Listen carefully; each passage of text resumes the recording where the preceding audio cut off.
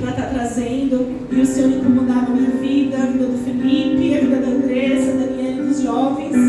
E a gente, mas vamos falar, não vamos falar.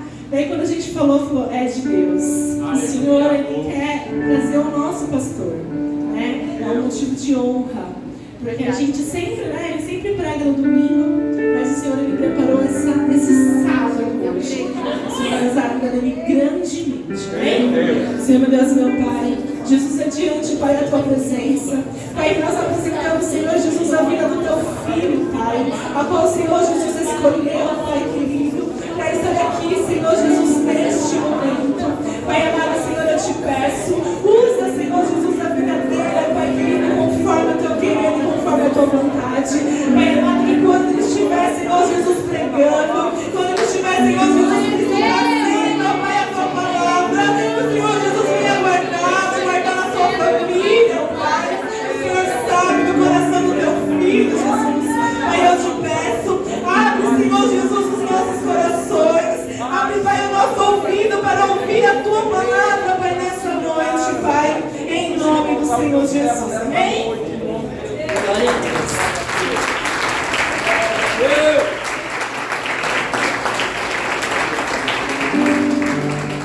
Glória a Deus. Glória a Deus. Glória a Deus. Só pastor da igreja, amém? Amém. Amém. Amém. Vamos seu assento em nome de Jesus. Glória a Jesus. Enquanto você se assenta, eu queria agradecer ao grupo de jovens pela honra desse convite. Realmente, quando a gente faz um evento, uma festividade, um culto especial, a gente sempre chama algum convidado, alguma pessoa de fora. Por isso era um convite para vocês. Tem certeza que vocês não querem chamar alguém de fora? O povo já deve estar cansado de ouvir todo domingo que estão ministrando. Só não, Deus colocou no nosso coração. Então, se essa honra me foi dada, eu agradeço. E meu coração ficou muito alegre e muito honrado de estar aqui. Agradecer a presença de todos os irmãos da igreja local, todos os irmãos também que nos visitam, que são uma honra estar conosco celebrando ao Senhor, professorando, são todos os demais irmãos da banda, que Deus abençoe cada um de vocês, em nome de Jesus. Abra comigo a sua Bíblia, no primeiro livro do juiz profeta Samuel, no capítulo de número 16. 1 Samuel, capítulo de número 16, nós vamos fazer a leitura de um texto bem conhecido, que começa no verso 14 até o verso de número 23. 1 Samuel, capítulo de número 16, a partir do verso 14 até o verso de número 16. Amém. Glória a Deus. Glórias a Deus. Diz assim a epígrafe: Saul é atormentado por um espírito mau, ou em outras traduções, um espírito maligno. Diz assim, a partir do verso 14, 1 Samuel 16: E o espírito do Senhor se retirou de Saul, e o assombrava o espírito mau da parte do Senhor. Então os criados de Saul lhe disseram: Eis que agora o espírito mau da parte do Senhor te assombra. Diga, pois, nosso Senhor a seus servos que estão em tua presença, que busquem um homem que saiba tocar harpa. E será que quando o espírito mau da parte do Senhor vier sobre ti, então ele tocará com a sua mão e te acharás melhor.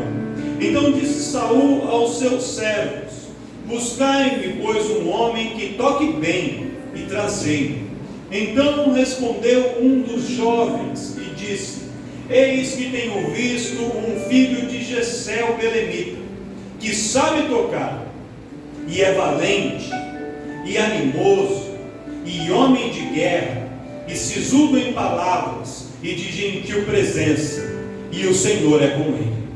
E Saul enviou mensageiros a Jessé, dizendo: Envia-me Davi teu filho, que está com as ovelhas.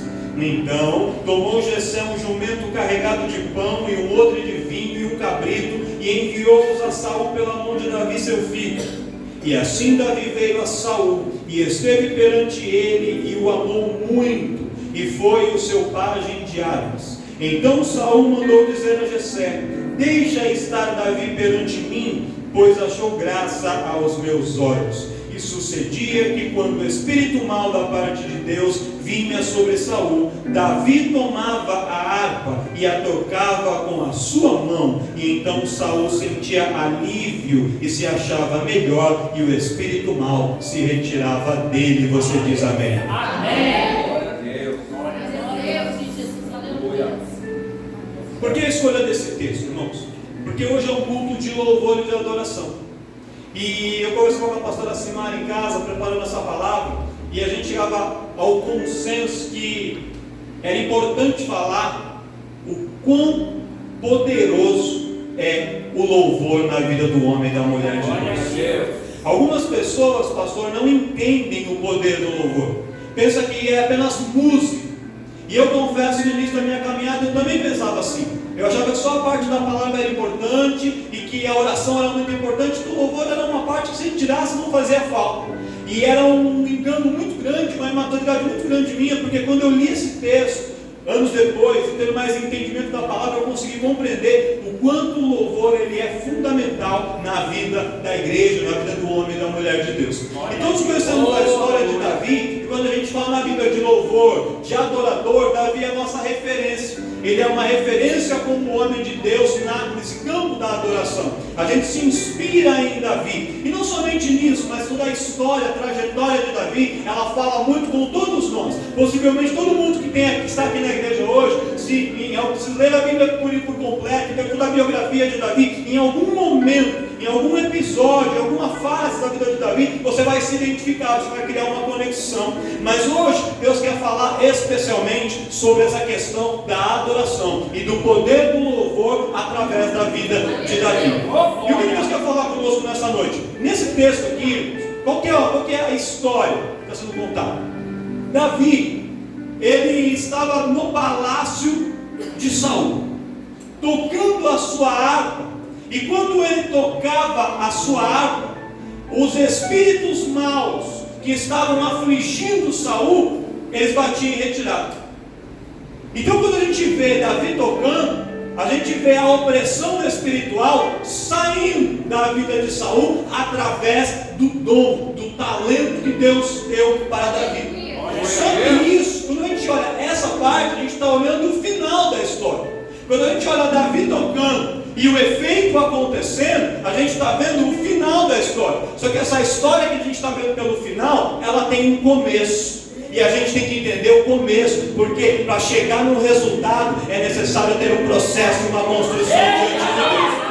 E é interessante aqui nessa história, porque Saul, e todos conhecemos, eu não vou entrar no detalhe, até porque o tempo não me permite, mas Saul ele foi chamado ali para poder ocupar a posição de rei de Israel. O povo queria um rei, e dentre todos os homens de Israel, Saul é que tinha beleza, ele tinha porte, ele tinha altura, era alguém que vinha de uma família de classe média alta, uma família rica, ele tinha os atributos que os homens queriam para fazer o rei. E Deus então olha para o povo e fala assim: vocês querem o rei? É assim que vocês querem? É isso que vocês querem? Então Deus concede o que o povo queria, para poder mostrar ao povo que muitas vezes nós fazemos escolhas e tomamos decisões erradas na nossa vida. E nem sempre aquilo que a gente quer, nem sempre aquilo que a gente acha que é o melhor, de fato é o melhor para nós. E às vezes Deus permite que a gente faça algumas escolhas, e que a gente ande por alguns caminhos, que a gente se envolva em alguns relacionamentos, que a gente tome algumas decisões, e lá na frente, quando tudo dá errado, não é porque Deus é sádico, Ele quer o nosso mal. Ele vem, pega pela mão e fala assim: filho, tá vendo, eu te orientei, eu te alertei, você não quis ouvir, então agora você passou por esse processo, mas esse processo não é para sua vergonha, ele é um aprendizado, um ensinamento para a sua vida.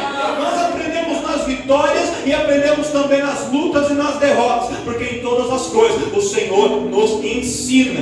E aí quando Saul começa a reinar, e o reinado de Saul não dá muito certo, porque Saul, ele começa até bem, pastor Inácio, só que depois ele se desvia do caminho, e ele comete alguns pecados, ele começa a oferecer sacrifícios sem que ele fosse sacerdote, usurpando uma posição que não era dele. E depois Deus manda dizer assim a Saul: vai até os amalequitas, guerreia contra os amalequitas, mata aquele povo e destrói todos, não deixa nada, nem homem, nem criança, nem mulher, nem animal, não deixa nada. E aí o que Saul faz? Ele ganha a guerra, só que ele, quando vai ali para poder terminar a ordem de Deus, executar o povo, ele separa a boa parte das ovelhas, uma parte dos animais, ele preserva o rei Agag, e ele traz ali e diz assim: eu trouxe essa parte aqui dos animais, porque Deus mandou matar, mas eu vou oferecendo um sacrifício para o Senhor, então a intenção do meu coração é boa. E aí Saul então ele leva para casa, e aí o profeta Samuel vai ao encontro dele e fala assim: Saul, entenda uma coisa, quando Deus dá uma ordem, é melhor você obedecer do que querer sacrificar. Deus não se agrada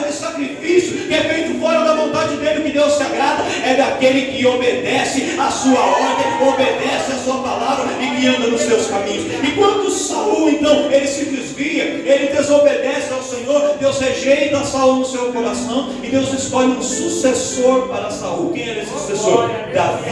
Só que quando Deus escolhe Davi, Davi era o menor da sua casa. Ele tinha nessa fase da sua vida por volta de 13 a 14 anos. No máximo Davi tinha 15 anos. Provavelmente ele tinha 14 anos de idade, então ele era muito jovem, como muitos dos que estão aqui hoje são jovens. Ele ali era desprezado pelo seu pai, pela sua família, cuidava das ovelhas, enquanto todos os irmãos se assentavam na mesa para comer. Davi era colocado de lado, Davi era rejeitado, Davi passava por situações de muita humilhação. Só que mesmo na sua humilhação, mesmo enquanto ele tinha todos os motivos para entrar em depressão, ou para reclamar da vida, ou talvez para dizer assim, não quero mais saber de nada, não quero saber de família, não quero saber de Deus, não quero saber de igreja, olha a situação que eu estou passando, os meus irmãos têm tudo, eu não tenho nada, meu pai dá tudo para os meus irmãos, meu pai não dá nada para mim. E ao invés de olhar para o que o seu pai na terra não estava fazendo, ele olhou para o que o seu pai no céu tinha de plano para a vida dele. E Davi, ele tira os olhos da circunstância na terra e eleva os seus olhos para os montes para poder olhar o que Deus tinha para a sua vida. E Davi então vai ao longo da sua jornada adquirindo experiências com Deus.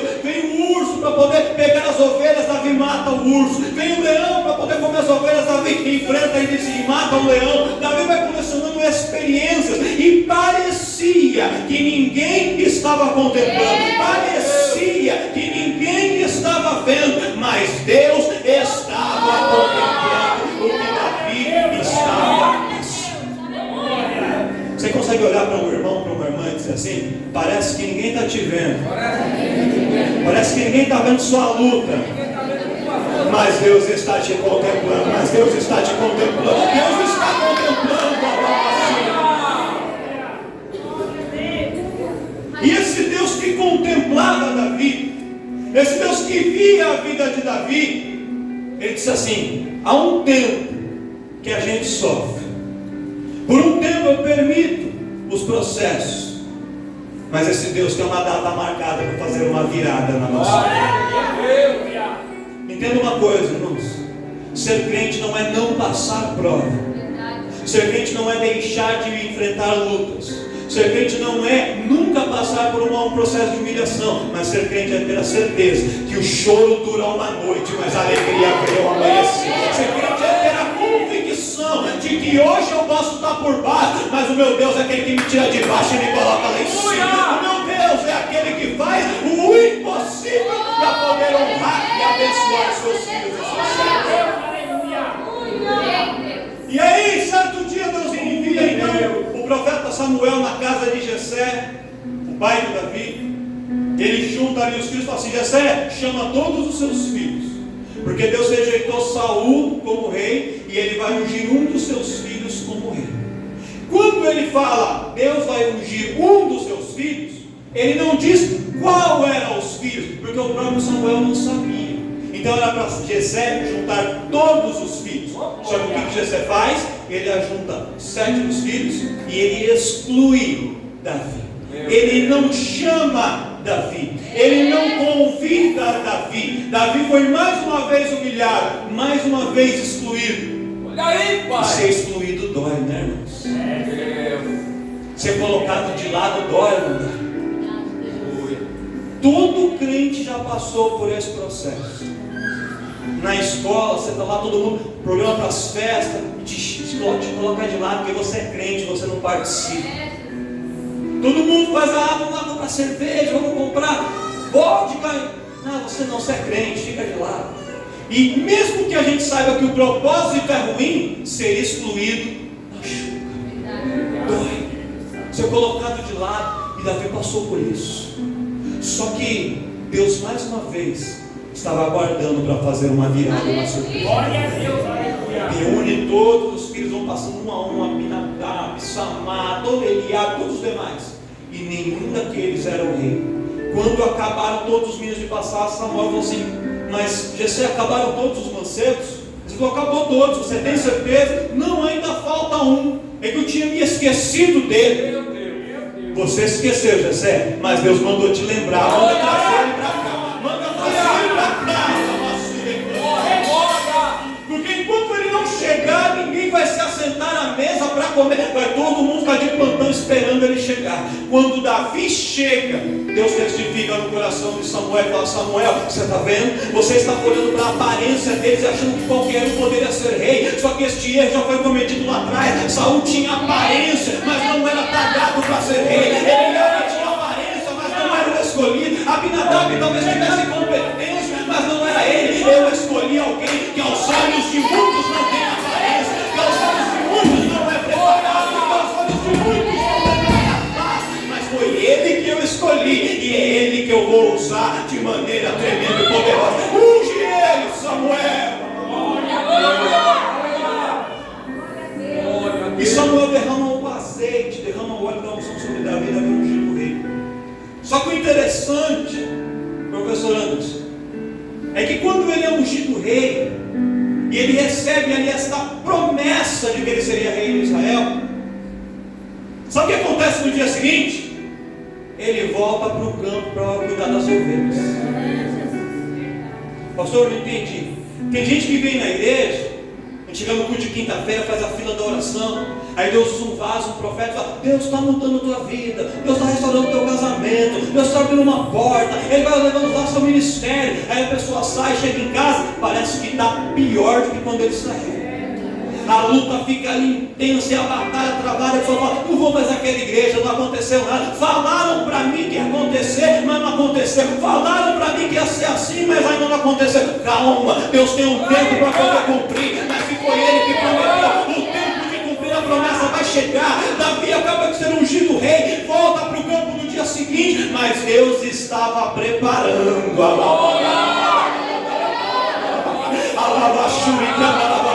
Deus está preparando algo aqui. Deus está preparando algo aqui nesta noite. Deus está preparando um governo.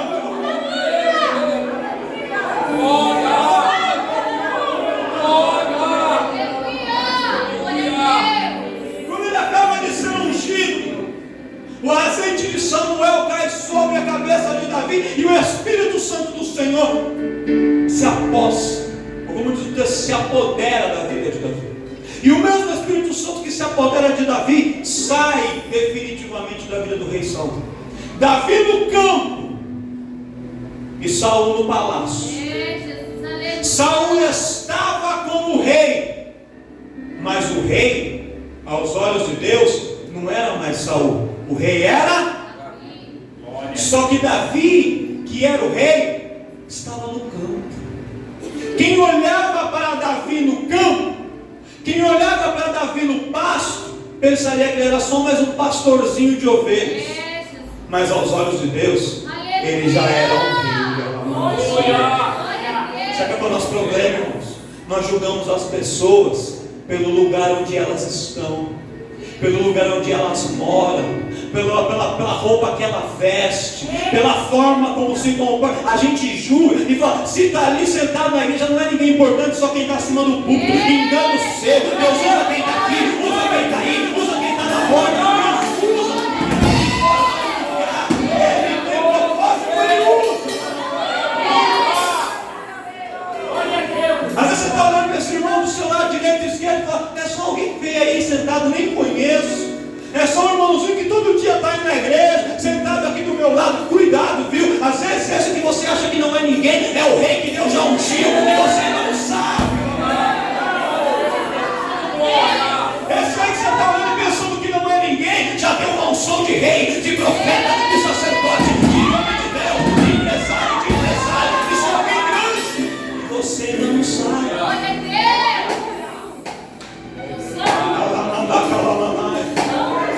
Fala assim para esse irmão do seu lado: cuida bem de mim, viu? E quando eu chegar lá no alto, eu vou lembrar de você.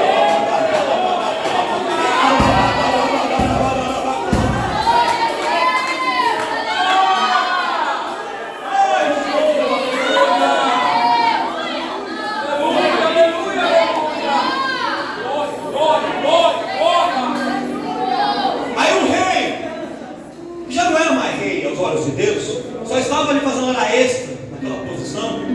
Ele começa a atormentado por um espírito maligno.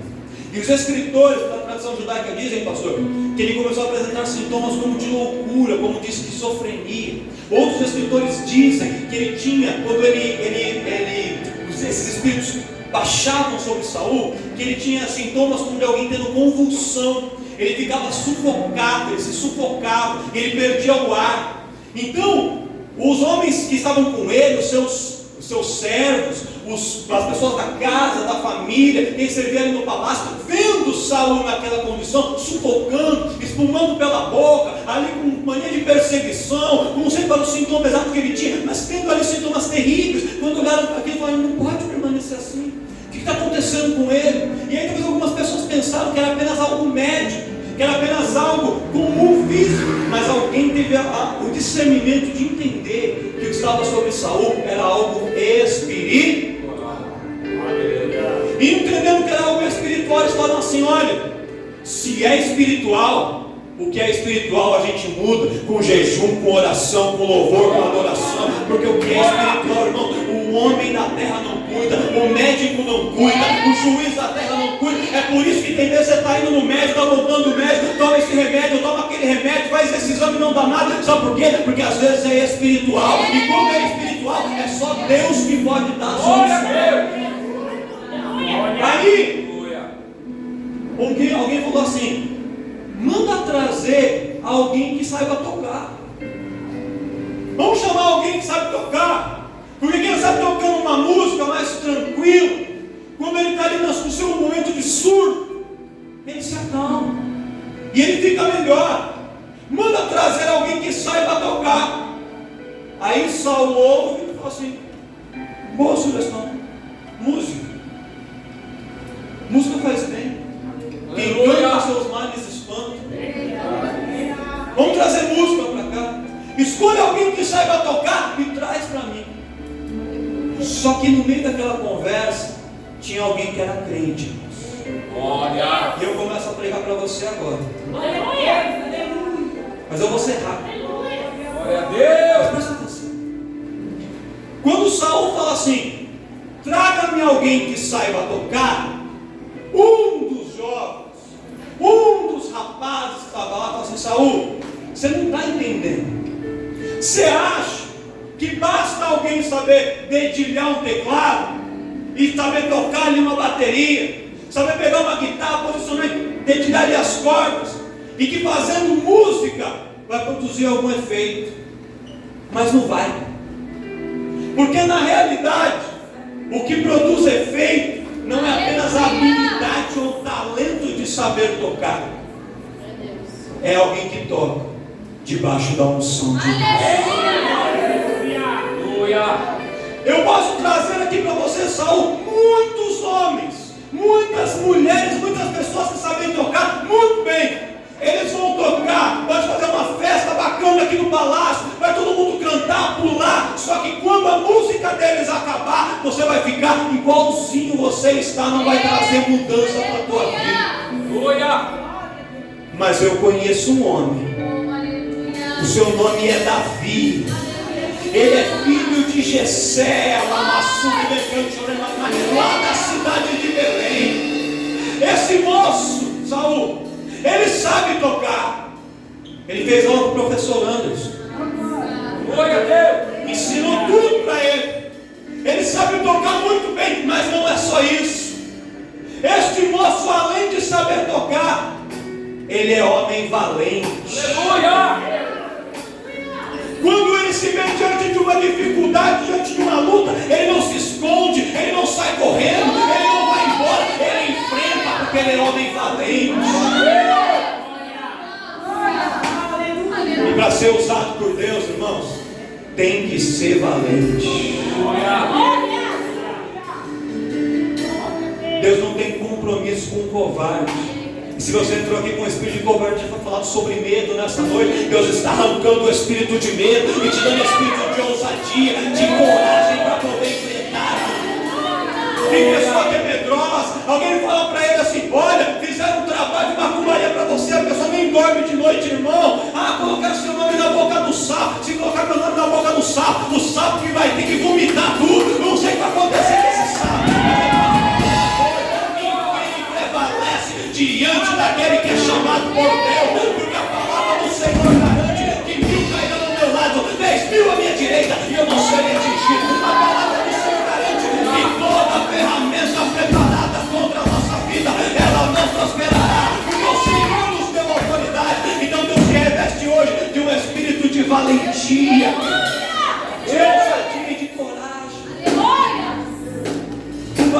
saber tocar, não basta só saber cantar, não basta só saber pregar, tem que ser valente. Glória a Deus. Além de ser valente, ele era animoso. O que é alguém animoso? O valente, ele é valente para ele. Então ele se motiva, ele enfrenta. O animoso é aquele que a sua alegria contagia as outras pessoas. Quando você está na presença de Deus, quando você é chamado para ser um adorador, você é alguém que muda ambientes. Glória a Deus.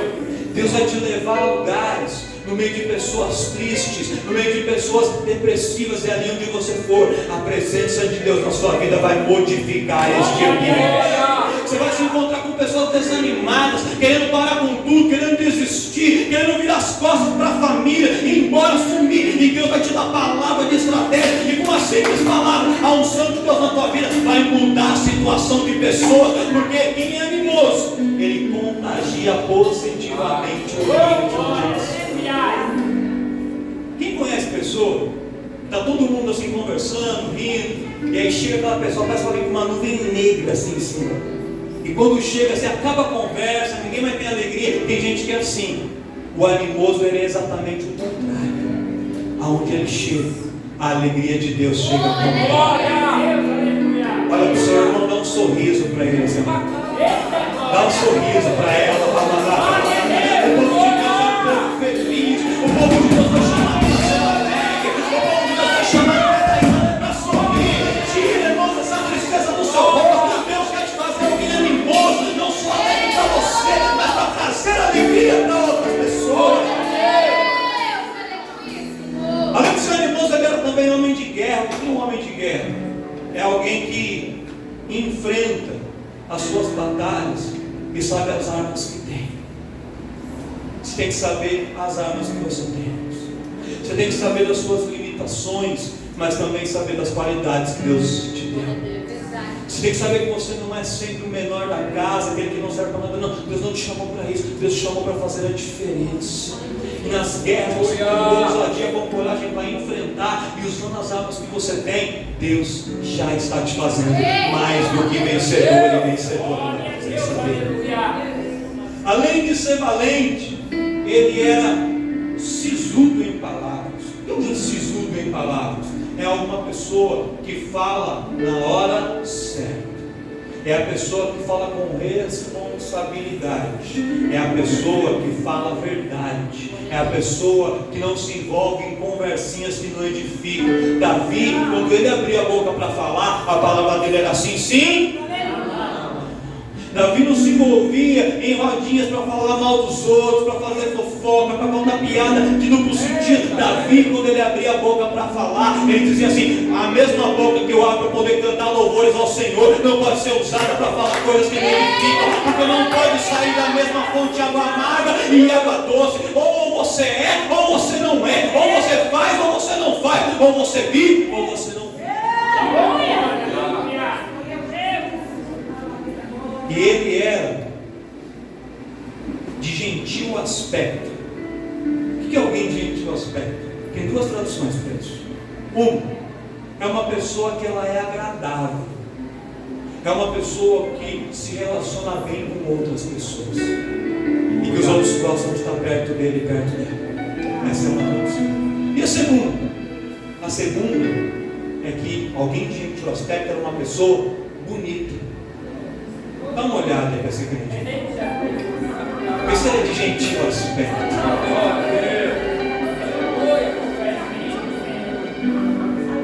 Ai, pastor, mais ou menos. Aquele ainda está em transformação. Ele está no caminho. Ó, vou te falar, você que é crente há um tempo, vou te fazer um convite. Pega uma foto sua de uns 5 anos de você ser convertido e olha agora. Tenho certeza que você melhorou muito na presença de Deus. Quando a gente vem para Deus, a gente melhora até a carne, até a aparência. Por quê? Porque o Espírito Santo do Senhor na nossa vida, ele muda tudo na nossa vida. Ele muda tudo. E Davi, e eu encerro aqui, além de todas essas qualidades, ele tinha a qualidade principal. Deus era na vida dele. Deus era com ele. Irmão, vou te falar uma coisa. Você pode ser bonito de gentil aspecto, você pode saber tocar bem, você pode ser uma pessoa de conversa fácil, todo mundo gosta de estar junto, você pode ser uma pessoa valente, ousado, corajoso. Se Deus não for na sua vida, você conquista algumas coisas, mas você nunca vai viver a plenitude do que Deus tem para você. Davi, presta atenção, eu estou encerrando aqui. Davi, ele antes de ser ungido por Samuel, e antes do Espírito Santo se apoderar dele, ele já tinha vencido o urso ou não tinha? Já tinha vencido o leão ou não tinha? Ele já tinha suportado as humilhações da família ou não tinha? Ele já tinha dado a volta por cima da coisa ou não tinha? Mas sabe onde ele estava? No campo. Quando o Espírito Santo de Deus entra na vida dele, ele já sabia tocar antes, mas o louvor dele tirou ele do campo e levou ele para dentro do palácio. Quando Deus se manifestou na vida dele, ele mudou o patamar de vida.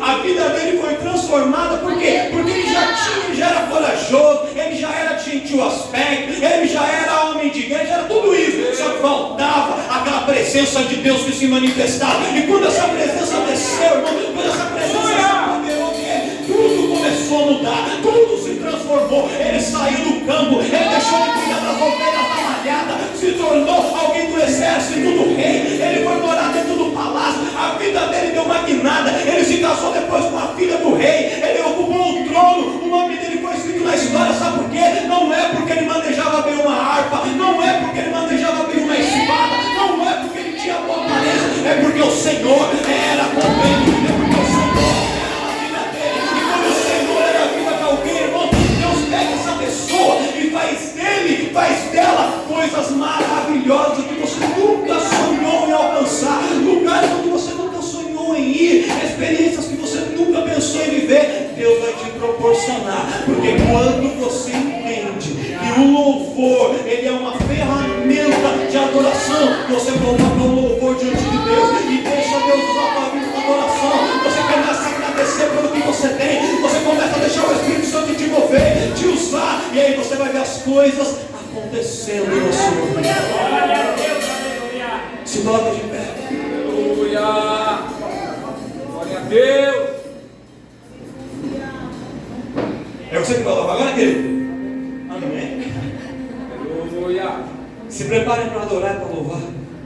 Glória a Deus! Eu só queria, antes do louvor, dizer para você que essa noite